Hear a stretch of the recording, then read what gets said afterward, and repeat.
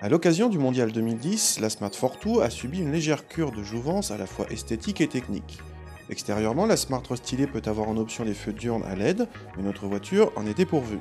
De nouvelles harmonies de couleurs sont également au programme. Notre Smart, doté d'un moteur essence de 71 chevaux, est en finition haut de gamme Passion. À l'intérieur, quelques changements font leur apparition avec là encore de nouvelles harmonies de couleurs, une partie supérieure de la planche de bord redessinée et un nouveau volant à deux branches pour la finition Passion. L'écran central tactile est lui aussi nouveau et commande toutes les fonctions multimédia, y compris la téléphonie Bluetooth. Au chapitre technique, les évolutions ont porté essentiellement sur la baisse des consommations.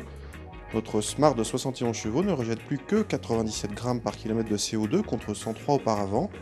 Le stop and start apparaît un peu plus rapide et réactif, mais la boîte reste toujours oscillante et fastidieuse en manœuvre. Le confort de suspension reste aussi précaire.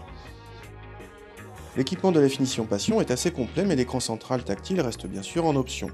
En revanche, le toit vitré est très agréable et de série, de même que la climatisation manuelle. Il faut toujours piocher dans les options pour obtenir les phares et essuie-glace automatique ou un simple autoradio.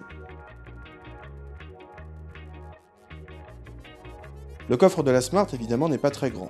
Il s'ouvre en deux parties, d'abord la lunette arrière, ensuite la partie basse, qui nécessite d'être déverrouillée séparément. La contenance de 158 décimètres cubes suffit pour le quotidien. Sur notre voiture, le siège passager peut se rabattre entièrement à l'horizontale et transformer la Smart en petit break. Le moins qu'on puisse dire, c'est que le restylage de cette Smart est discret à l'extérieur. À l'intérieur, il se voit un peu plus, surtout si vous piochez dans les options. La consommation a baissé, c'est bien, mais pas de beaucoup, et certaines voitures essence sont plus sobres. Reste qu'il n'y a rien de mieux pour se garer en ville, même si elle fait payer cet avantage beaucoup trop cher.